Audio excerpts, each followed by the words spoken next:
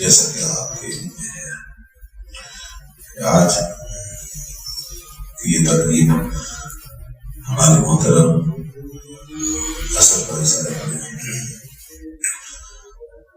منصور کی ہے 11ویں شدید کی ہے بس، اور اس لیے ماشاء اللہ منتظمین نے اس تقریب کو خوبصورتی کے ساتھ آج امتیازی طور پہ سجایا بھی ہے۔ اور ویسے ہمارا ریگولر درس آج کے دن ہر مہینے کے دوسرے جمعے کو بعد منادی شو چل رہا ہے، اور وہ انشاءاللہ اسی طرح کنٹینیو رہے گا۔ آج یہ کبھی کبھی یہ کسی خاص موقع کے حوالے سے بھی تقاریر کا انعقاد ہوتا رہتا ہے، اور پھر آپ حضرات کے دعوت سے ماشاء اللہ لنگر وغیرہ کا اہتمام بھی یہاں پہ ہو جاتا ہے۔ تو جس طرح آج آپ نے بھرپور طریقے سے شرکت کی اور بھی احباب آ رہے ہو آئے گے، اسی طرح درس کے پروگرام میں درس قرآن کے لیے بھی پابندی سے اسی ذوق و شوق کے ساتھ تشریف لائیں۔ اب یہ ہے کہ اس میں لنگر کا انتظام اس طرح نہیں ہوگا، کیونکہ رات بھر تو نہیں کھلا سکتا، تبرک ہوتا ہے، بس لنگر کی اپنی ایک کشش ہے۔ تو اب یہ کہ وہ تو سب تبرک ہی ہے، اور مقصد تو اصل درس ہے، اور باقی تو انسان اللہ کی نعمتیں کھائی لائے، وقت ہم کھا پی رہے، اللہ تعالیٰ جگہ پہ تو وہ یہ جو نیاز ہوتی ہے، چاہے تھوڑی سی ہو چاہے پانی کی صورت میں، تو اس لیے اصل چیز تو یہ ذکر خیر ہو جائے، اچھی اچھی باتیں ہوں، مسجد میں وقت گزر جائے، یہی تو کام آئے گا۔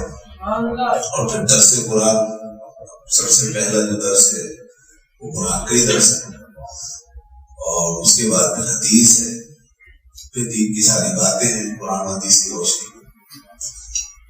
اور ہمارا وتیرہ یہ ہے کہ قرآن و حدیث ہی کو سب سے زیادہ کم سنتے ہیں، اور اس کی مجلسیں بھی بہت کم ہوتی ہیں، اور اگر کوئی آج کل کے مقرر خطیب اور واعظ جو ہیں وہ اگر اپنی محفلوں میں اور اسٹیجوں پہ جیسے خطاب ہوتے ہیں، تقریریں ہوتی ہیں، اس میں قرآن یا حدیث کا درس شروع کر دیں تو شاید ان کو اس کے بعد دوبارہ کر بلانے کی بھی لوگ کوشش نہیں کریں گے اور نہ چاہیں گے، اور جو بیٹھے ہوں گے وہ بھی یا تو چلے جائیں گے اکثر اٹھ کے، یا پھر بیٹھ کے سب ہو جائیں گے اور کہیں گے بھائی یہ کیا، یہ عجیب معاملہ ہے۔ یعنی دین کے نام پہ محفلیں ہوتی ہیں، جلسے اور سارے پروگرام، اور جو دین کی بنیاد ہے اسی سے بیزار معلوم دیتے ہیں۔ تو بس ہمیں اصل میں اب عادت یہ پڑ گئی ہے کہ ہمارے مزاج کی باتیں ہوں اور چٹپٹی باتیں ہوں، قصے کہانیاں ہوں، ادھر ادھر کی چیزیں ہوں، بس کوئی ہمیں سنائے اور ہمارے دل لگائے۔ تو دین کو بچوں کی لوری کی طرح یا دل بہلانے والی باتوں کی طرح یا بس سکون بخش دواؤں کی طرح استعمال کرنا کہ بھائی چلو مولوی صاحب کی تقریر سن کے مزہ آ جائے گا، کچھ سکون مل جائے گا، کچھ اور جو ہے بوریت دور ہو جائے، تو یہ ہمیں سمجھ گیا اور انٹرٹینمنٹ کی طرف لے گیا، ایسا نہیں۔ تو ہمیں قرآن کے درس دروس کا اہتمام کرنا چاہیے، اور قرآن و حدیث کے علم کو اپنے اندر زندہ رکھنا چاہیے۔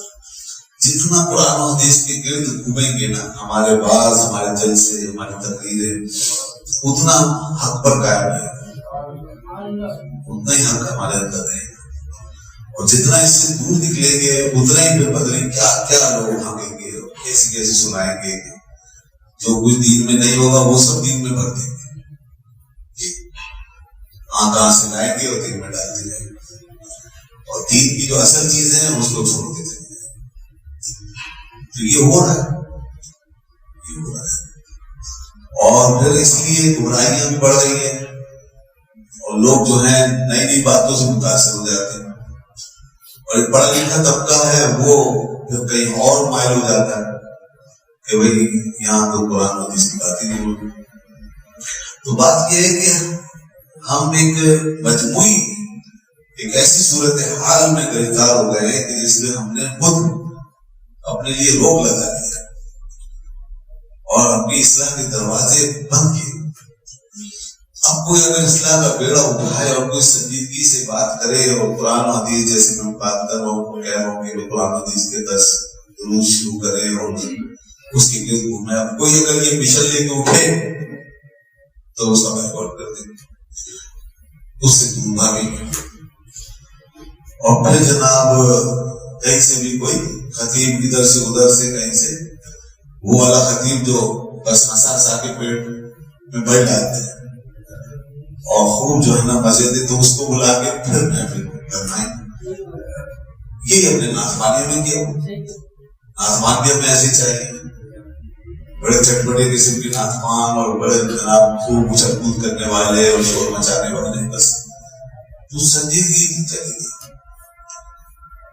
تو نہ ہم نعتوں میں سنجیدہ، نہ اس طرح کی درسوں میں، تو اس لیے میں تو بہرحال میں کئی جگہوں پر جاتا ہوں جیسے یہاں پر اور اس طرح تقریباً 12-15 جگہوں پہ میرا مختلف مساجد میں درس کے سلسلے میں جانا ہوتا ہے، خاص طور پر جمعہ، ہفتہ، اتوار،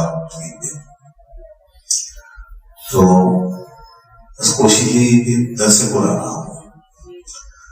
اور اب اگر صورتحال ایسی جیسے یہاں پر بس ٹھیک ہے، جو سنجیدہ کچھ لوگ ہیں جو واقعی دین چاہتے ہیں تو بیٹھ جاتے ہیں سن لیں گے، باقی جو ہے اکثریت تو دین کا مزہ چاہتی ہے، تو اس لیے وہ بس آتے ہیں، دیکھتے چلے جاتے ہیں، نمازوں کے بعد ایسے نکل جاتے ہیں۔ حالانکہ جس طرح یہاں پر ہے کہ مختصر وقت میں یہاں تو پھر بھی مختصر تلاوت اور نعت شریف کا اہتمام ہوتا ہے، مگر بہت سی جگہوں پہ یہ بھی نہیں کہ جب لوگوں کا ٹائم ہم زیادہ لے رہے ہو تو ہم جو ہے کم سے کم رکھتے ہیں تاکہ فارغ ہو جائے اور جو مقصد ہے وہ حاصل ہو جائے۔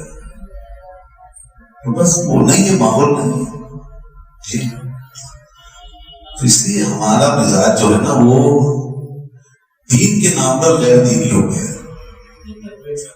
روحانیت کے نام پر غیر روحانی ہے بلکہ جسمانی ہے، اور روحانیت کے نام پر مادی مزاج ہے۔ ایک نام روحانیت کا دیا ہوا ہے، ہم نام اولیاء اللہ کا بزرگوں کا لیتے ہیں، وہ سن کے مناتے ہیں، مگر ہم جب بزرگ ڈھونڈنے نکلتے ہیں تو سارے غیر بزرگوں کا ہاتھ پکڑ لیتے ہیں۔ اتنے بزرگوں کو ماننے والے لوگ تمام غیر بزرگوں کے پیچھے پیچھے بھاگتے نظر آتے ہیں، یہ تقریباً یہ ہے۔ اور اس طرح بزرگوں کے نام پہ بھی ہم دھوکے کھاتے ہیں۔ وجہ کیا ہے؟ وجہ وہی ہے کہ ہم نے قرآن سے اور حدیث سے اور دین کی باتوں سے ہم نے پوچھا ہی نہیں، دین کی تعلیم سے ہم نے پوچھا ہی نہیں کہ بھائی کیا معیار ہے، بزرگان دین کون ہوتے ہیں، اللہ کے نیک بندے کون ہیں، اللہ تعالیٰ کے محبوب بندے کون ہیں، تو وہ چیز ہم سنتے نہیں، اور عام طور پہ سنانے والے وہ نہیں سنا رہے ہوتے۔ میں ایک جگہ گیا، کافی پہلے کی بات ہے، میں نے لکھا بھی اپنی کتاب میں شخصیت پرستی کے منفی اثرات، یہ مختلف رسالے میں نے ترتیب دیے تھے، تو وہ پڑھ لیجیے، کوئی بھی یہاں سے دے دے گا، پڑھے ضرور پڑھے۔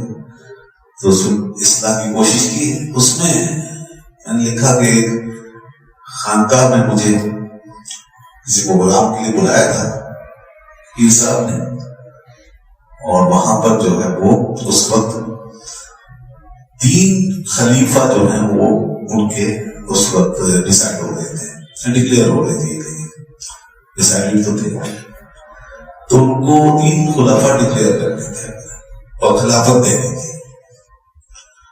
تو اب انہوں نے اس خلافت نامے پہ جو اتنا بڑا تھا اس پہ میرے بھی سائن چاہے اور کہا کہ آپ بھی اس کے سائن کریں. لیکن میں دیکھ رہا تھا کہ یہ جو خلافہ بن رہے ہیں یہ تو دیندار بھی نظر نہیں آ رہے, یہ تو ایسے لوگ نظر آ رہے ہیں. وہ خلافت کا مطلب کیا ہوتا ہے آپ کو معلوم ہونا چاہیے. خلافت جو ہے یہ پورا جو سلسلہ طریقت ہے تو گویا اس کی امانت, اس کی ذمہ داری آپ آگے بڑھا رہے ہیں کہ جی اب آپ کے حوالے آپ اس سلسلے کو آگے لے کے جائیں. بتائیے کتنا مقدس سلسلہ طریقت کا, کتنے ہزاروں اولیاء کرام اس سے وابستہ, کیسے اب ہم اس کو ہمارے ہاتھ میں آ گیا, اب ہم اس کو آگے بڑھا رہے ہیں. ہم سے پہلے کتنے بڑے بڑے لوگوں نے اس سلسلے کو چلایا, اب ہم چلا رہے ہیں. اب جو چلا رہے ہیں تو یہ بھی نہیں دیکھ رہے کہ کوئی شرع کا پابند بھی ہے یا نہیں, اس کو کوئی علم بھی ہے دین کا, کچھ پڑھا ہے, کچھ سیکھا ہے, یہ بھی نہیں دیکھ. کیا دیکھ رہے ہیں پھر؟ دیکھ رہے ہیں کہ یہ مجھے زیادہ خوش رکھتا ہے, یہ میرا زیادہ چاہیے تھا. زیادہ مطلب یہ کہ نظرانے والے بغیر آئیں گے وہ زیادہ دیتا ہوگا, اور پیچھے کوئی سیاسی تعلق آ گیا, اثر رسوخ ہوگا, سرکاری ہوتے ہیں. تو اس طرح ایک ساتھ تو اس میں ایسے لگ رہے تھے جیسے کوئی کسی پولیس کے محکمے سے وابستہ, اور پھر اس طرح کی صورت ہے. تو اب انہوں نے مجھے کہا کہ آپ بھی اس میں گواہ بن جائے. میں نے ابھی بڑا مشکل کام ہوتا ہے, میں مہمان کے طور پر گیا ہوں اور ظاہر انہوں نے مجھے خاطر پر عزت بھی دی اور میری تقریر بھی رکھی, تو میں نے دل پہ پتھر رکھ کے یہی سوچا اور فیصلہ کیا کہ نہیں, میں جو کچھ کہتا ہوں اس کے خلاف کیوں کروں. تو میں آج یہ میرا امتحان ہے, تو اس لیے مجھے تو اللہ کے جواب دینا ہے, اور میں اگر گواہ بن جاؤں اور یہ ایسے لوگ جو ہے خلیفہ بن جائیں ہماری گواہی کے ساتھ, ہمارے سائن اور سگنیچر کے ساتھ, تو ہم تو بغیر گناہ میں یا غلطی میں شریک ہو گئے ایک طریقے سے. تو میں نے پھر وہ ان سے معذرت کی. میں نے کہا میں ان حضرات کو جانتا نہیں ہوں, ان کے قواعد, ان کے حالات, کچھ تو کہنا تھا, اس لیے میں نے یہی ادھر پیش کیا. میں جانتا نہیں, اس لیے میں یہی کر سکتا, معذرت ہو. خیر انہوں نے اس وقت بڑی شفقت کا اظہار کیا اور بہت متاثر طریقے سے انہوں نے اور اس کو درگزر کر دیا, اور کوئی بات نہیں. اس کے بعد بہرحال جب تقریر ہوئی تو میں نے ان سے پیر صاحب بیٹھے تھے اور لوگ بھی بیٹھے ہوئے تھے اور تمام مریدین و خلفاء بیٹھے ہوئے تھے, تو میں نے وہاں پہ خانقاہیت کی حقیقت کو بیان کیا اور کہ یہ خانقاہیت کیا ہے, یہ خانقاہ نظام کیا ہوتا ہے, اس کا مقصد کیا ہے. کیا محض یہاں قبالوں کی جماعت بٹھا کے ساری رات ڈھول پیٹنا یہ خانقاہیت؟ اب تقریباً خانقاہیت جو ہے اس کے لیے قوالی لازم ملزم, اور وہاں سامنے بیٹھے ہوئے تھے قوال بیٹھے ہوئے تھے. میں نے ہمارے اس پروگرام کے بعد کوئی قوالی کا سلسلہ, تو یہ خانقاہیت. چلو جی قوالی تو ایک ہے طریقہ چل رہا ہے دنیا میں. پھر اس کے بعد خانقاہیت کیا ہے؟ خانقاہیت جو ہے بس بیٹھ کر کے پیری بولی دی, بیعت و عادت, یا جناب اسی طریقے سے بیٹھ کے تعویذ کھا کے تقسیم کرنا, درود کرنا بس. اور پھر اور جرت کرتے تو مرد عورتیں سب جمع کر لیتے ہیں ایک ساتھ, اور پھر جب بھائی اور حال تاری ہوتے ہیں تو پھر سب اچھلنے لگتے ہیں, ناچنے لگتے ہیں. یہاں تک کہ بعض ویڈیوز میں نے دیکھا کہ وہ پیر صاحب بھی ناچ رہے ہیں اور سارا مجمع ناچ رہا ہے. ایسی ایسی چیزیں دنیا میں دیکھنے میں آ رہی ہیں. یہ خانقاہیت ہے. نہ یہاں نہ خوف خدا کا درس, نہ کوئی قرآن کی بات, نہ حدیث, نہ کوئی عشق رسول صلی اللہ علیہ وسلم کی کوئی محکم میسج, نہ دین کی تبلیغ, کچھ بھی نہیں. میں تو پہلے خانقاہیں تھی تو وہاں سے دین پھیلتا تھا. قرآن و حدیث کا علم پھیلتا تھا. بڑے بڑے علماء جو ہیں وہ آتے, وہ بھی ایسا فیض پاتے تھے وہاں سے کہ ان کے علم میں نکھار آ جاتا, اور علم میں سب نور ہی نور ہو جاتا تھا. ایسے پہلے خانقاہیں تھی, جاہل آتے تھے, علم کی محبت لے جاتے اور علم بن کے معرفت کے علم لے کر جاتے.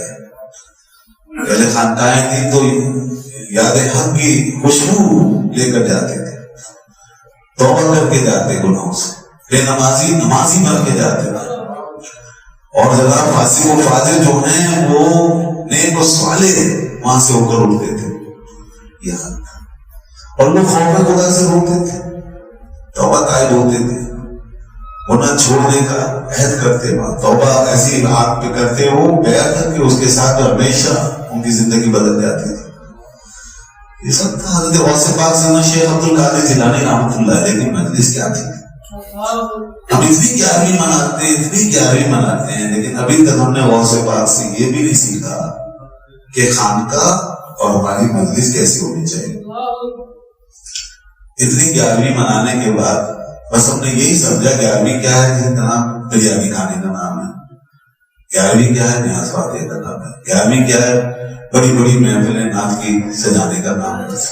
ساری ساری رات بیٹھے رہنے کا نام کی 11ویں اصل یہ ہے کہ آپ غوث پاک کی سیرت, پاک کی تعلیمات کو لے کر چاہیں, آپ اس روح کو لے کر جائیں جو انہوں نے پھونکی اس عالم اسلام کے اندر, جو روح انہوں نے پھونکی ہے, جو تعلیم انہوں نے عام کی ہے, جو سیرت و کردار انہوں نے پیش کیا, وہ چیز آپ کے ساتھ جائے اور اس کے ذریعے سے تبدیلی آئے. تو یہ کیا 11ویں کا مقصد یہ ہے. اگر ہم نے زیادہ سے زیادہ اگر کوئی ہم نے اخلاص برتا تو یہ نیت کر لی کہ گھر میں برکت ہوگی, بس یہ نیت برکت, حصول برکت کا ذریعہ, بس اس سے آگے نہیں. یہ پورے دین کو ہم نے اسی طرح بنا دیا کہ بس حصول برکت, اور حصول برکت کا مطلب ہے ہمارے مقاصد جو دنیا کے پورے ہو جائیں, بلاؤں سے بچ جائے, مصیبت سے بچ جائے, بیماریاں نہ آئیں, وبائیں نہ آئیں, بس دنیا شاد آباد رہے, باقی سب خیر ہے. تو ہم اتنے مادہ پرست ہیں, اتنے نفس پرست ہو گئے ہیں کہ جو بزرگان روحانی تعلیم لے کر آئے تھے اور ہماری روحوں کو زندہ کرنے آئے تھے, ہم نے ان سے اپنے جسموں کی سلامتی جو ہے نا وہ واپس کر دی. جو آئے تھے روحانیت عام کرنے, ہم نے ان سے صرف مادیت کا فائدہ حاصل کرنا شروع کر دیا, اور ان کے سارے جو برکات کو صرف مادی اور جسمانی فوائد میں منحصر کر دیا. بس تو بھائی اگر آج بھی بزرگان دین بالفرض ایک بات کہتا ہوں, اگر یہ ہمارے درمیان تشریف لے آئے, جن جن بزرگوں کو مانتے ہیں وہ تشریف لے, تو لوگوں نے تو ان سے خالی ایک بات بتا دوں, جو ٹرینڈ ہے اس کی باعث کی بات میں کہہ رہا ہوں, لوگوں نے ان سے صرف تعویذ ہی لینا ہے, ان سے صرف دم ہی کروانا ہے, پھونکے لگوانی ہے, بس اس سے زیادہ کچھ نہیں. ان کے جو علوم معارف ہیں اس کی تو ضرورت ہی نہیں, اور ان کی جو کمالات ہیں سیرت کے, ان کے کردار کے حوالے سے اس کی بھی کسی ضرورت. بس لوگوں نے جا کے یہ کہنا حضرت بس اتنا ہی چاہیے, تو بس ٹھیک ہے. اللہ نے بھی یہ دیکھا جب قوم جو ہے وہ اتنا ہی چاہتی ہے تو بس اللہ نے بھی اتنا ہی چھوڑ دیا, غوث اعظم جیسے پیدا کرنے چھوڑ دیا, خواجہ خواجگان جیسی ہستیاں پیدا کرنے چھوڑ دی. اس نے بھی ہمارے درمیان, اب لوگ ہم کہتے پھرتے ہیں نا, پوچھتے بھائی اولیاء اللہ ویسے کیوں نہیں آتے, تو کہاں سے آئیں گے؟ آپ نے کون سے اپنے دل خالی رکھے ہوئے ان کے لیے, اور کون سے اپنی روحوں کی سیرابی چاہیے؟ جو جتنا چاہیے ہمیں اتنا بس. یہ علم کا حال ہے, علم کے معاملے میں بھی ایسے ہی ہے. ہمارا علم کی جو طلب ہے ہماری وہ اتنی کوتا ہو گئی ہے کہ ابھی راضی اور غزالی جیسے علماء تو ہمارے درمیان آ کے بیکاری ہو جائے گی. کون سیکھے گا ان سے جا کے, کون پڑھے؟ لوگوں کو تو کچھ اور چاہیے, اور دنیا کی تعلیم چاہیے, دنیا کا علم چاہیے, قرآن و حدیث کا علم وہ بھی اتنی تفصیل سے. اس لیے اب نہ علماء میں ایسے علماء پیدا ہوتے ہیں, امام رازی جیسے علماء, امام غزالی جیسے علماء, نہ اولیاء میں ایسے اولیاء پیدا ہوتے ہیں. تو جیسا زمانہ ہے، جیسی ڈیمانڈ ہے، ویسے ہی منزل رسد میں مل رہی. اس لیے یہ ہے ہمارے سارے سوالوں کا جواب کہ نہیں آج پہلے جیسے لوگ کیوں نہیں. اس کا ایک ہی جواب ہے کہ ہم خود پہلے جیسے لوگ نہیں رہے. یہ دنیا پہلے جیسی نہیں رہی. ہمارے اندر کی کیفیات جو ہیں وہ پہلے جیسی نہیں ہے. تو جب ہم خود پہلے جیسے نہیں تو پھر وہ بھی وہاں بھی پہلے جیسے لوگ نہیں آ سکتے. جب یہ پوری دنیا کا مزاج اٹھے گا، اسٹینڈرڈ ہائی ہوگا، طلب ڈیمانڈ کا لیول ہائی ہوگا اور معیار ہمارے دیکھنے سننے کے بلند ہوں گے، پھر دیکھیں کوئی کچھ ہو، پھر اللہ ویسے بھیجے گا. تو اسی لیے ہم آپ سے کہتے ہیں کہ یہ قصے کہانیوں میں دین کو لپیٹ دینے کے بجائے اور دین کو محض ایک شغل کے طور پر لینے کے بجائے، انٹرٹینمنٹ کی طرح لینے کے بجائے اس دین کو روح کی غذا بنائے اور ان کی باتوں سے دلچسپی لیں اور سنجیدہ جو لیکچر ہیں، باتیں ہیں، درس ہیں وہ سنیں، علماء کی قدر کریں. اور جو نیک لوگ ہیں ہمارے درمیان، جو کہ نماز کی بات کرنے والے، جو نیکی کی بات کرنے والے، ان کی قدر کریں. تو جب آپ ان چیزوں کی قدر کریں گے تو پھر معیار حاصل ہوگا خود.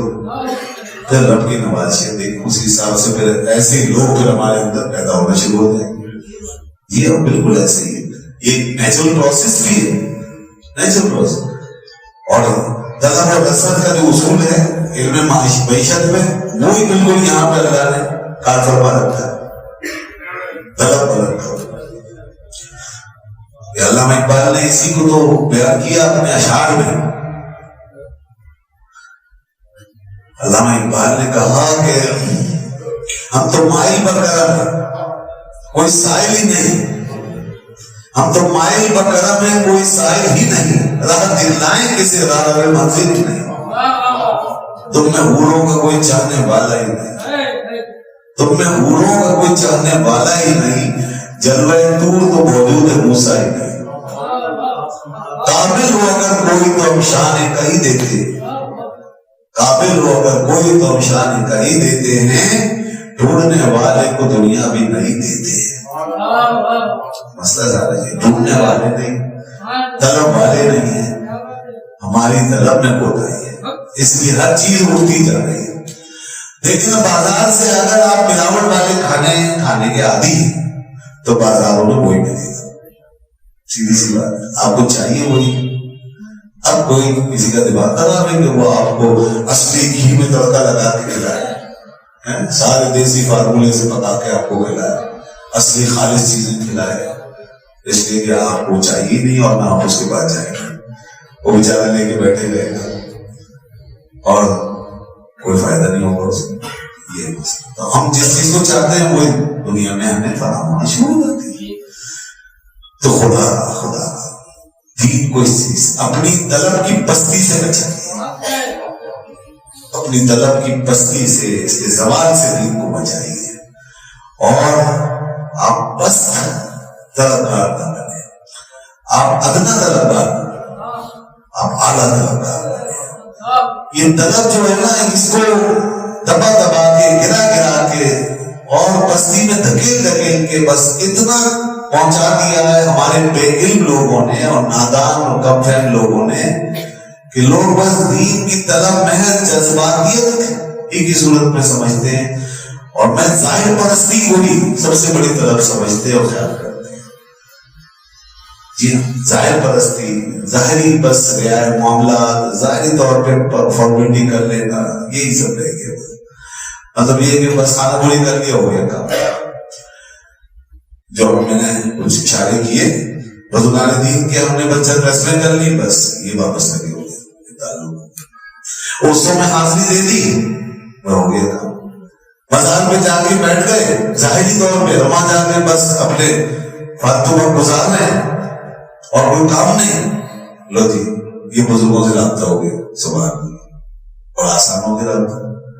یہاں تک کہ ایک بھنگی چرسی اور ہیروئن چی، وہ بھی جناب میں کسی مزار میں پکڑ کے بیٹھا ہوا چوکٹ کو اور سمجھ رہا ہے میں ایک بزرگ کا خلیفہ ہو، وہ بھی سمجھنا او ملک بنا ہوا اور آوازیں نکال دو اور آپ جا رہے ہیں ایسے جانے والوں کو بیوقوف بنا رہے ہیں بیٹھ کے، آپ سمجھنا نہیں بھائی یہ کوئی چیز ہے کیونکہ مزار پہ بیٹھا ہوا تھا.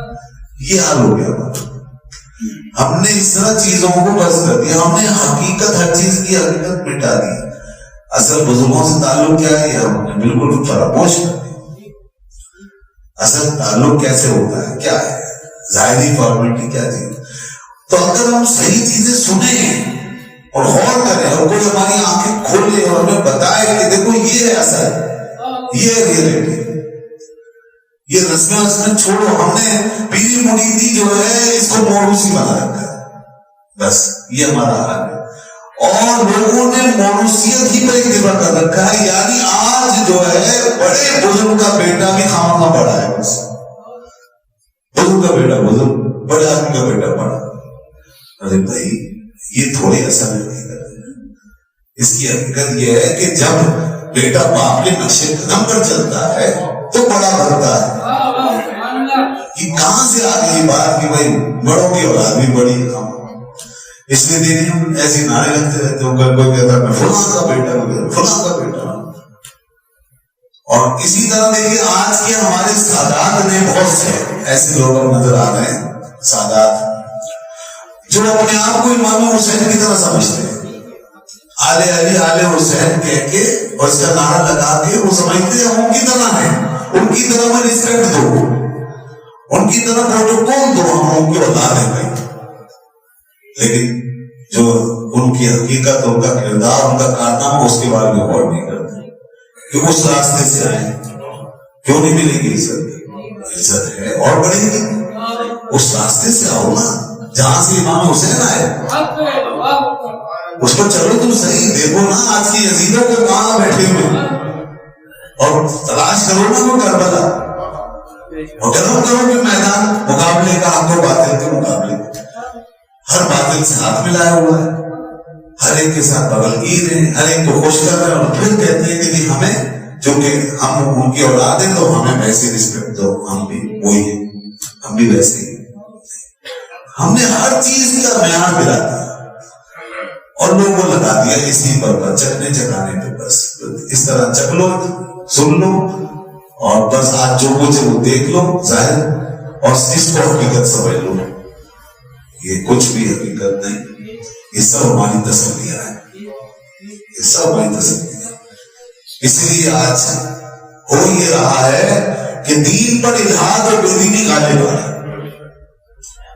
کتنی جو ہے فورسز بڑھ رہی ہیں ہمارے خلاف، اور کتنی ہوائیں مخالف ہمارے چل رہی ہیں ہر طرف جو ہے.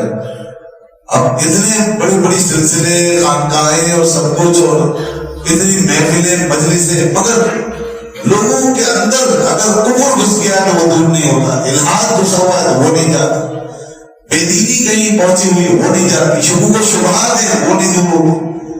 بس نسل در نسل وراثت میں ملے ہوئے مریدوں کے درمیان رہ کر کے سلسلے کو چلاتے چلے جا رہے ہیں، یا لوگوں کو اسی طریقے سے نیچے اتار کر کے بس ظاہر پرستی کے ساتھ ہی لوگوں کو دین کی بات بتاتے جا رہے ہیں، زیادہ سے زیادہ بس دین دکھاتے جا رہے ہیں، بتا نہیں رہے، اور لوگوں کو محض فارمیلٹی کے اوپر لگا رکھا ہے، اس لیے چھوڑا ہوا ہے. جو جس حال میں اس کو وہاں خوش کر رہے ہیں، اس طرح ہو رہا ہے. کوئی تبدیلی نہیں آ رہی، کوئی انقلاب نہیں آ رہی. تبدیلی کہاں سے آئی؟ سیدنا غوث پاک شیخ عبد القادر جیلانی رحمۃ اللہ علیہ کی شان دیکھیں. ویسے تو آپ کے فیوز و برکات کی کوئی حد ہی نہیں، کتنے لوگ کس کس کی مثال دیں. ایک بہت بڑا نام حضرت شیخ شہاب الدین عمر سہروردی رحمۃ اللہ علیہ، یہ کس بارگاہ سے فیض پا کے اٹھے؟ پہلے کیا تھے؟ دیکھیں یہ حضرت شہاب الدین سہروردی رحمۃ اللہ علیہ سلسلہ سہروردیہ کے بانی، اور پھر وہ سلسلہ چلا ہے ماشاءاللہ، تو فیض یہاں تک پہنچا. بہاؤدی زکریا محتاجی معروف ہستی، اور پھر ان کے بیٹے، پھر ان کے پوتے شاہ رخ عالم اور حیدر لال شہباز قلندر، یہ سب سہروردی ہے. ربو علی شاہ قلندر، اتنا فیض پھیلا ہے پاکستان میں. سہروردیوں نے بھی بڑی خدمت انجام دی. ہم اس سلسلے کے بارے میں زیادہ جانتے نہیں ہیں، اس لیے لوگوں کو پتہ نہیں ہوتا. تو یہ سلسلہ بھی بہت یہاں پہ فیض پہنچا کر گیا ہے. اب حضرت شیخ شہاب الدین عمر سہروردی رحمۃ اللہ علیہ ایک فلسفی اور منطقی قسم کے شخص تھے، یعنی بس فلسفہ منطق پڑھتے تھے، دینی علوم کی طرف بھی کوئی خاص دھیان نہیں تھا. اب فلسفہ منطق پہ کوئی اگر بالکل ہو جائے نا مائل اور پوری طرح اس میں منہمک ہو جائے تو پھر اس کا دین ایمان کے بگڑنے کا خطرہ ہوتا ہے. بہت سے فلسفی اس لیے گمراہ ہوتے ہیں.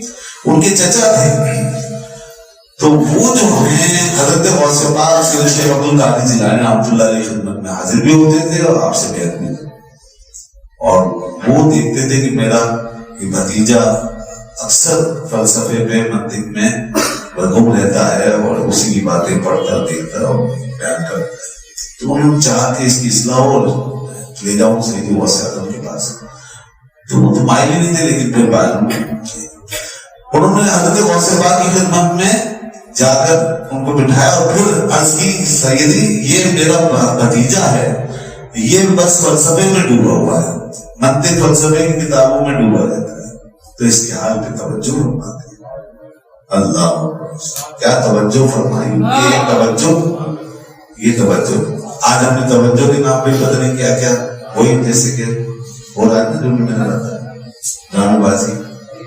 اور توجہ کیا ہوتی ہے جب ڈرامے ہوتے ہیں، کوئی توجہ نہیں. توجہ غوث پاک فرما دیتے ہیں. ہم جو کر سکتے ہیں وہ کر رہے ہیں، باقی ساری چیزیں کیا ہوتی ہیں توجہ وغیرہ یہ ظاہر کیوں. اور یہ کلام جو روحانیت میں ڈوبے ہوئے لوگ انہیں کی سلسلوں میں ایسی تاثیر ہوتی ہے، ورنہ توجہ کا لفظ بھی ہم جناب اس کے معنی نہیں جانتے. اب سید غوث اعظم رضی اللہ تعالیٰ عنہ نے جو توجہ فرمائی تو آپ نے ان سے پوچھا کہ برخوردار تمہیں کیا کتابیں یاد ہیں، کتنی کتابیں؟ دونوں نے بتایا میں نے یہ سب. پھر حضرت غوث پاک نے ایسے اپنا ہاتھ مبارک سینے پہ رکھا، فرمایا اب کیا یاد ہے؟ تو کہتے سب کچھ بھول گیا.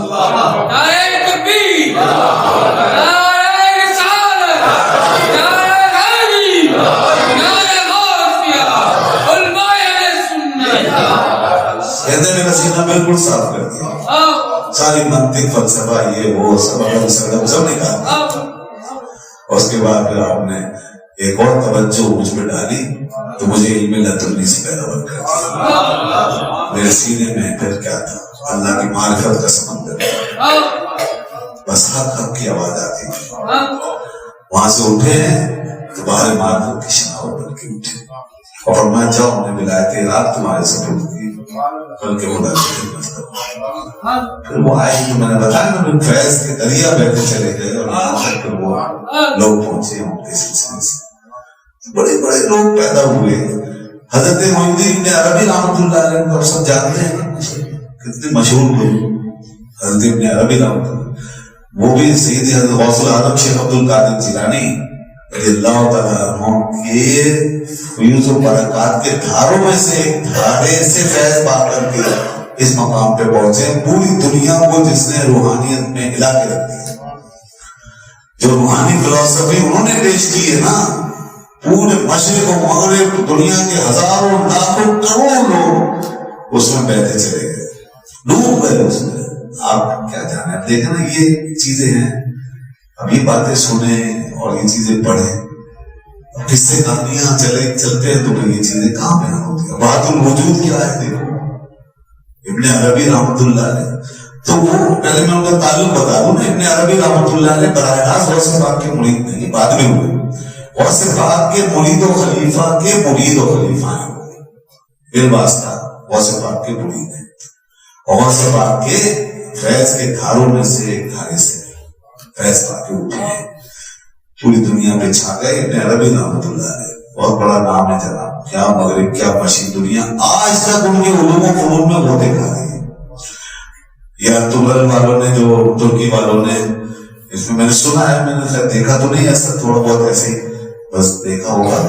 تو اس میں ان کو ان کا کردار دکھایا نا ترل کے پروگرام میں، لوگوں نے کافی اس سے آگاہی پائی لوگوں نے.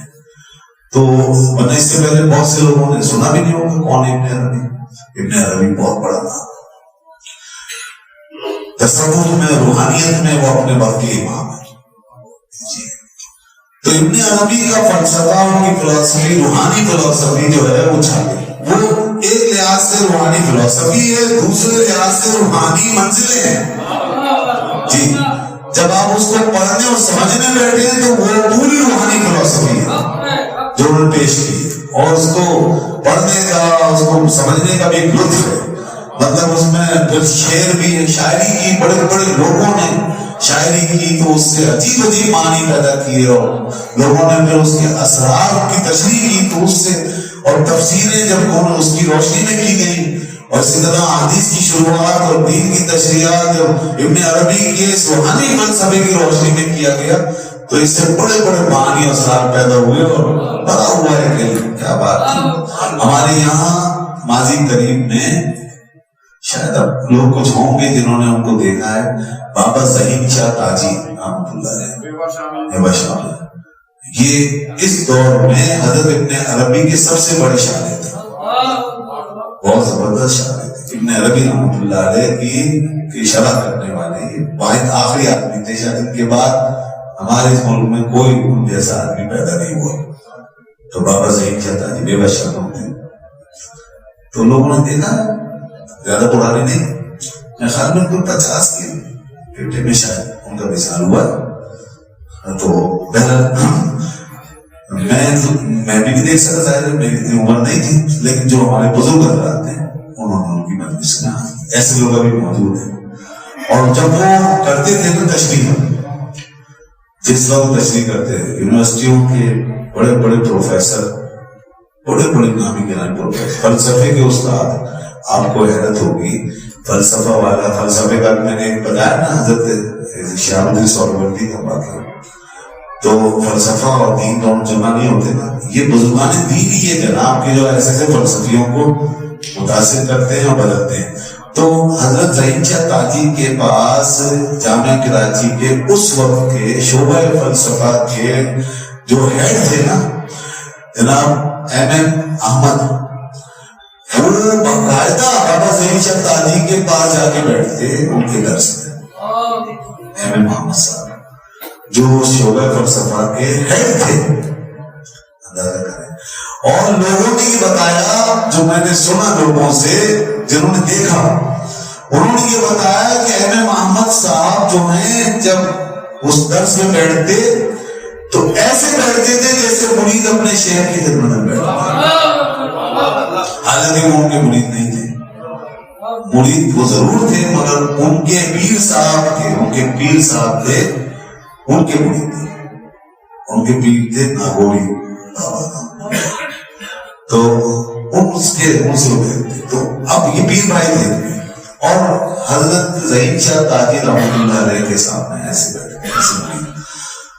اور جناب لوگوں نے بتایا کہ وہ کیا درس ہوتا تھا ابن عربی کی فصوص الحکم کا، فصوص ان کی کتاب ابن عربی کی، اس کا درس کیا ہوتا تھا، ایسا لگتا تھا جیسے کہ کوئی اندر سینے میں، دل میں، روح میں ڈھلائیاں ہو رہی ہیں، چیزیں ڈھل کے اتر رہی ہیں، اور وہ ایک عجب روحانی عالم ہوتا تھا، اور کیا کیف و سرور ان کا ایک انداز ہوتا تھا، چاہے وہ سمجھے یا نہ سمجھے مگر بڑا لطف۔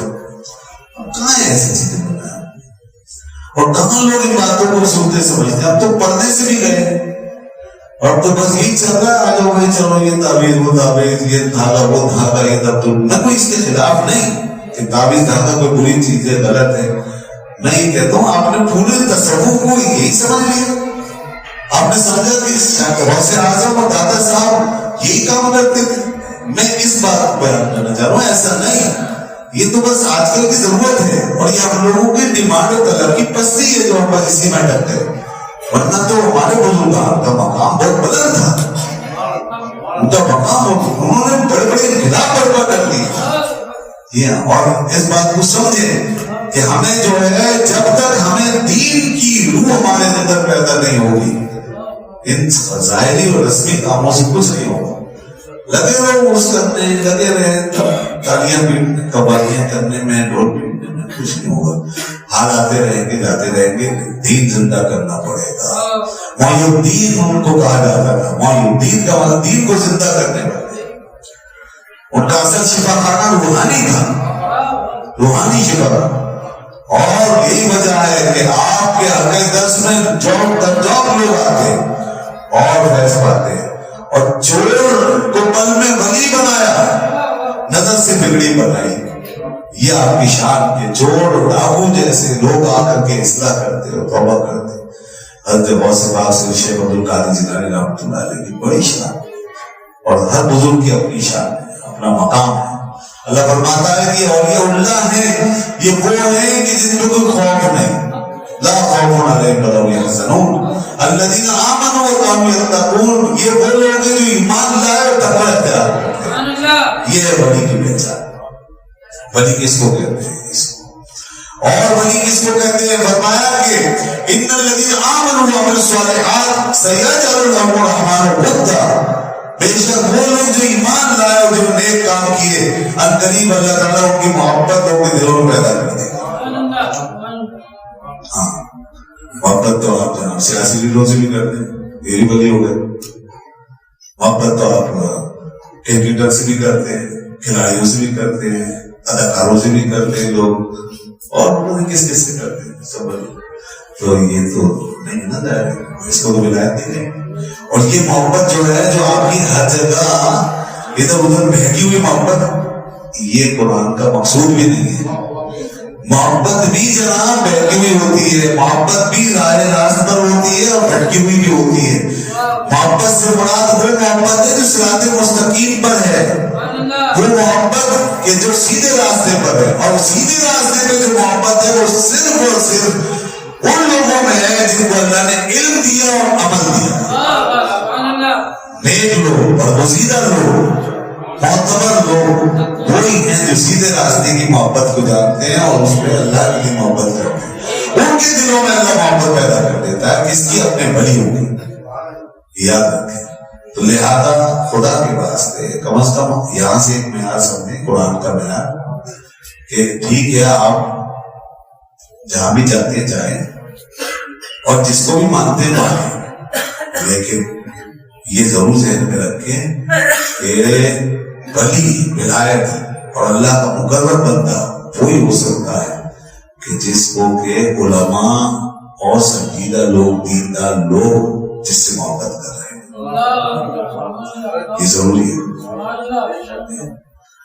اور آپ نے دیکھا ہے کیسے کیسے لوگ جناب دعوے کر رہے بیٹھ کے، کوئی کون سی سرکار میں کون سی سرکار، اور پیچھے جناب وہ کیا کیا اپنے تعلق کے. ایک تو بھی ایسے پیر جو نمودار ہوا تھا پنجاب کے علاقے میں کہ جو جبرائیل علیہ السلام، میکائیل علیہ السلام کی توہین کرتا تھا، اور کیسی کسی باتیں فرشتوں کے بارے میں.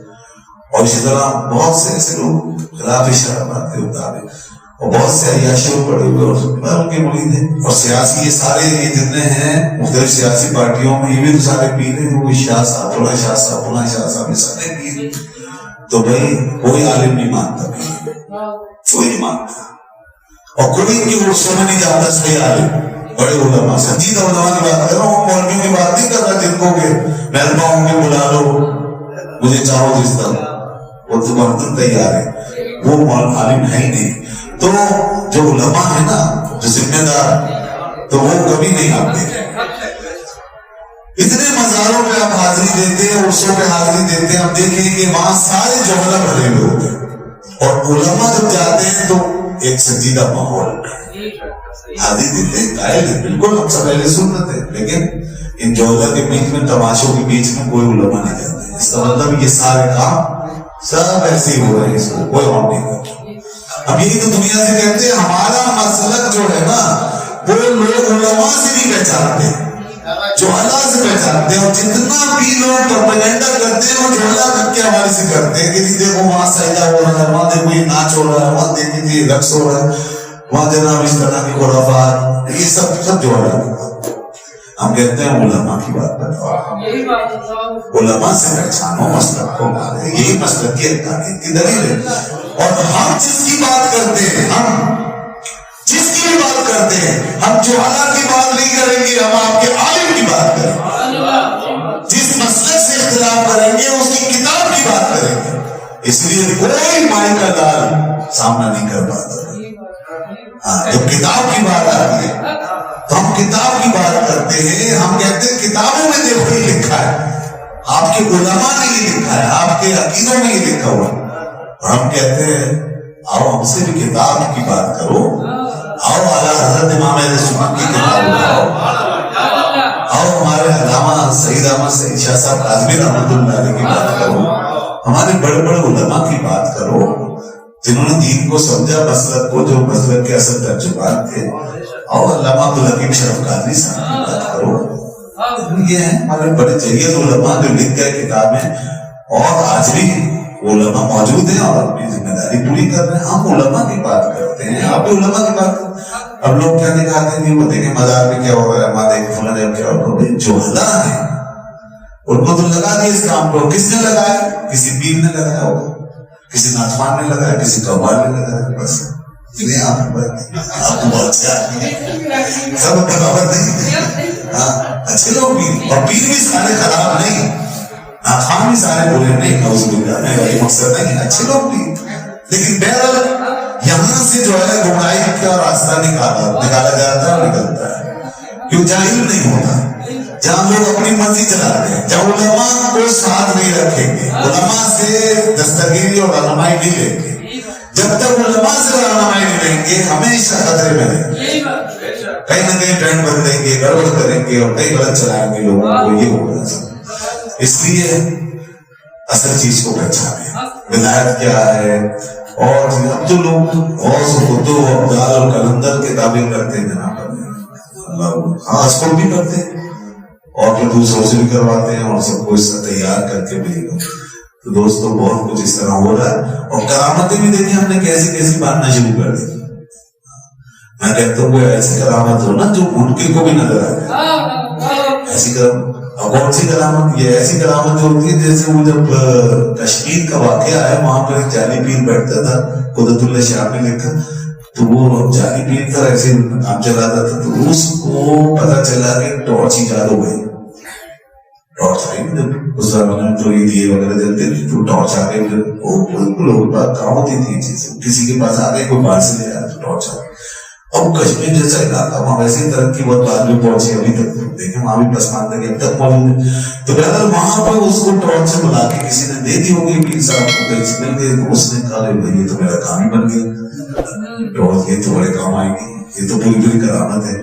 تو اب اس نے جناب کیا کیا، کرامت کا ڈول ڈالا ہے، اور اس نے اپنے مریدوں سے کہا جی اب دیکھو جی بات یہ ہے کہ اب ہم بہت آگے جا چکے ہیں، اور ہمیں اب تعالیٰ نے یہ فرمایا کہ اب تم اپنے مریدوں کو ہمارا جلوہ دکھا دو، اللہ تعالیٰ کی طرف سے منسوخ کر کے اور دعویٰ کر دیتے ہیں، جیسے آج کل نہیں لوگ دعوے کرتے ہیں کہ زیارت کرائیں گے، ساتھ زیارت ہمارے زیارت کریں گے، کیا ٹھیکیداری ہے تمہاری؟ زیارت کراؤ، کس کی زیارت کراؤ گے؟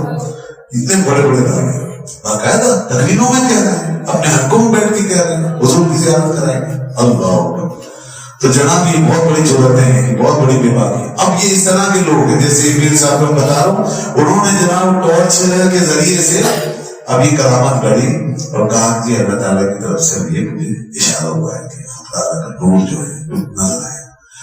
اب رات کو جب ہلکا ہوا تو بیٹھ گئے، اور اچھا انہوں نے کہہ دیا ہمارے سینے پہ نظر رکھنا، یہاں سے نور چل گئے سینے سے، لوگ بیٹھ گئے، اب ہلکا ہو رہا ہے، ذکر ہو رہا ہے، لوگ دیکھتے بھی جا رہے ہیں، پیر صاحب نے ٹارچ ایسے قمیض کے اندر یہاں فٹ کر رکھی، کسی کو نہیں پتا ٹارچ، ان کو تو آگ پتا تھی، وہ چراغ کی آگ وہ جلا ہی نہیں سکتی، اپنا چراغ کو جلا دے گا، ٹارچ سے کیا پتا کسی کو۔ اب جو جناب انہوں نے جب سب ہو گیا نا ماں، اور ٹائم ہوا ان کا دکھانے کا، تو انہوں نے اندر سے ہاتھ ڈالا، بٹن آن کر دیا، بس ایک دم سے لائٹ جو نکلی تو لوگ چیخیں نکلنا شروع ہو گئی، لوگ سمجھے بھائی واقعی حق کا نور ظاہر ہو گیا پیر صاحب کے سینے میں نور، تو بس وہ لوگ اپنے نہیں سمجھے، کوئی سمجھا اپنے اللہ کا دیدار کر دیا، اللہ کا نور دیکھ لیا، تو بس وہ چیخیں نکلی لوگ بھی، اور حال آ گئے اور بے ہوش ہو گئے، لوگ جذبات ہوتی ہیں، احساسات ہوتی ہیں، اللہ سے محبت، اس کے امیر سے محبت، مگر ساری ڈرامے بازی ہو رہی تھی، یہ لوگ کرتے ہیں۔ اور آج بھی صنعت کرامت ہے،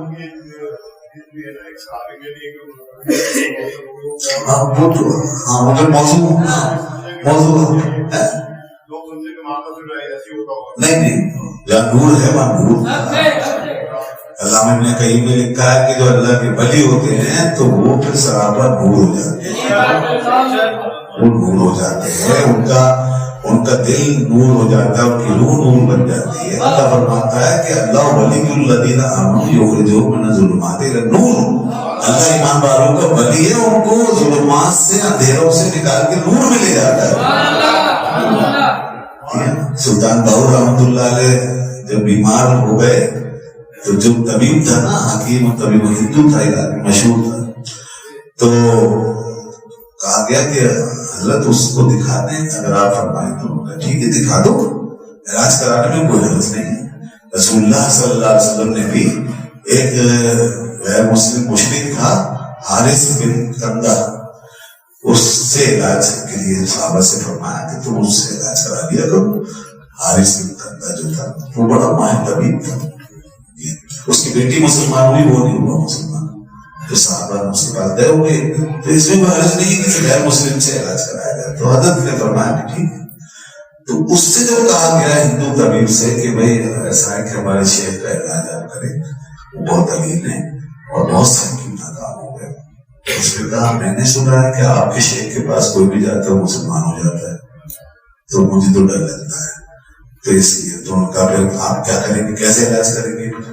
تو وہ بڑا ماہر تھا، تجربہ کار، اس نے کہا کہ شیخ کی قمیض، حضرت شیخ کی قمیض وہ میرے پاس نہیں، سلطان باہو رحمۃ اللہ علیہ قمیض جو انہوں نے استعمال کی وہ میرے پاس نہیں ہے، بولتا میں اس کو دیکھ کر ان کے مرض کی تشخیص کرتا ہوں، اتنا قابل ماہر تھا۔ اب جناب وہ کرتا مبارک ہوتا اس کے پاس لے جایا گیا، اس نے ایسے کر کے جیسے ایکسرے بھی دیکھا جاتا ہے اس طریقے سے کرتے کو دیکھنا شروع کر دیا۔ اب وہ جو دیکھنے لگا نا تو دیکھتے ہی دیکھتے اس میں کیفیت تاری ہو گئی، اور جناب اندر سے کلمہ نکلا اور اس کے دماغ میں داخل ہوا اور اس نے وہیں پڑھنا شروع کیا، لا الہ الا اللہ، لا الہ الا اللہ۔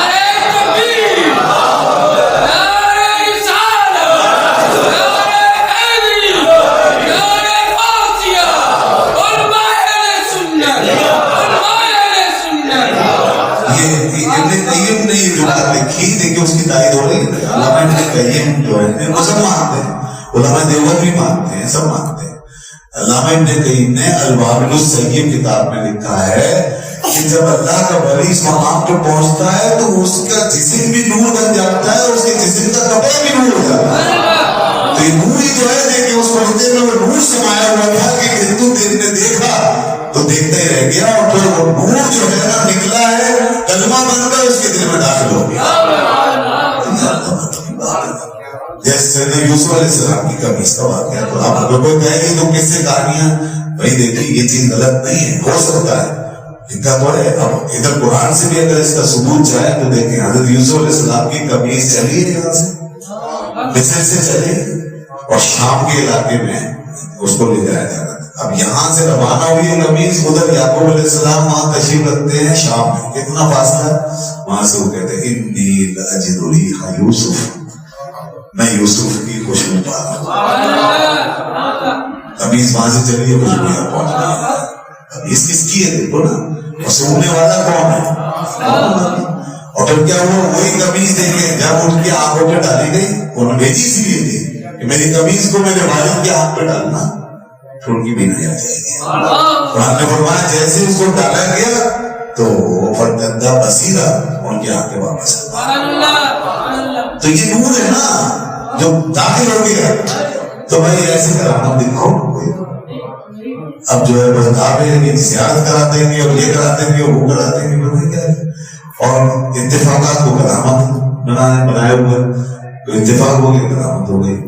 اب اس طرح کی چیزیں بس ایسی ہی باتیں ہوتی ہیں، ہمیں حقائق کو سمجھنا ہے۔ تو میں بار بار عرض کر رہا ہوں اپنا معیار میں بس نہ کریں کہ جان بازی میں الجھ جائیں، سطحیت میں کا شکار ہو جائیں، اصل حقائق کو بھول جائیں اور فارمیلٹی کو پورا کر کے سمجھنے کی صلاحیت ادا ہو گیا۔ نہیں، اصل چیز کو سمجھے۔ دین جو ہے نا جب اپنی اصل روح کے ساتھ قائم ہوگا تو اس کے اثرات بھی کچھ اور ہوں گے۔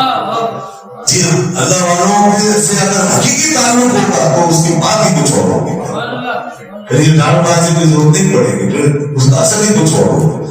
آپ وہ چیز پیدا کریں اپنے اندر، اور یہ علم جو ہے اس کو قرآن و حدیث سے حاصل کریں اور قرآن و حدیث کے درس میں دین کی باتوں میں بیٹھا کریں تاکہ آپ اب آج کل کیا ہوتا ہے آج کل یہ عام ہو گیا ہے کہ لوگوں کو بس اتنا تعلق رہ گیا ہے بڑی بڑی محفلوں علماء کے ساتھ ان کی محفلوں میں اتنا تعلق رہ گیا کہ ہماری تصویریں چھپ جائیں ہماری ویڈیو بن جائے ہمارے لوگ بس اس یہ اور ہم نے اس دور کے زوال کا شکار ہو گئے اور یہ جو موبائل وغیرہ اور ویڈیو پرستی جو عام ہوئی اس نے ہمیں اور تباہ کر دیا تو اس لیے یاد رکھیں کہ ان چیزوں سے فیض کے دروازے بند ہی رہیں گے اور بند ہو جائیں گے ہمیں اپنی تصویریں بزرگوں کے دلوں کے اندر ڈالیں جو ہم بزرگوں سے ملتے ہیں جن لوگوں پہ جاتے ہیں وہ ہمیں دل سے پہچانتے ہیں ہاں یہ شخص آتا ہے یہ شخص بیٹھتا ہے یہ شخص ہمارے ساتھ ہے ہماری بات سنتا ہے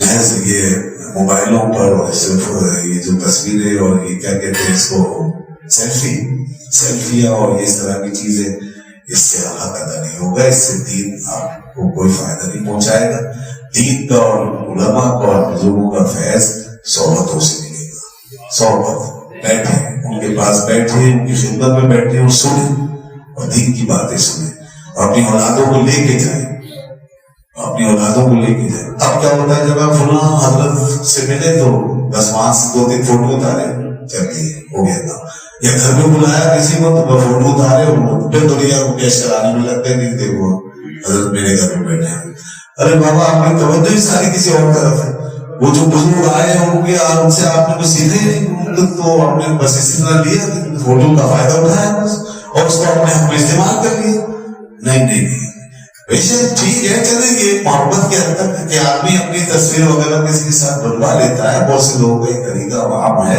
مگر میں جو بات کہنا چاہ رہا ہوں وہ یہ کہ آپ کو فائدہ اس وقت ہوگا جب آپ ان بزرگوں سے باقاعدہ بیٹھ کے صحبت نشین ہوں گے ان کی خدمت میں حاضری دیں گے اور صحبت کا حق ادا کریں گے پھر آپ کو ملے گا فیض اثر پھر ان کا فائدہ مگر بہت سے لوگوں کی بہت سی تصویریں بہتوں کے ساتھ نظر آئیں گی مگر ان سے ان کا تعلق نہیں ہوگا تعلق اس وقت ہوگا جب آپ ان سے جڑیں گے ان سے محبت کریں گے ان کی بات سنیں گے اور آپ ان سے استفادہ کریں گے تو پھر دیکھیں دین یہاں سے زندہ ہوگا اللہ تعالیٰ پر حامی ناصر واخر دعوانا الحمدللہ میری قسمت میں لکھی تھی محبت کی ثنا خوانی میری قسمت میں لکھی تھی محبت کی ثنا خوانی میرے حصے میں یوں ہی ساقیِ کوثر کا جام آیا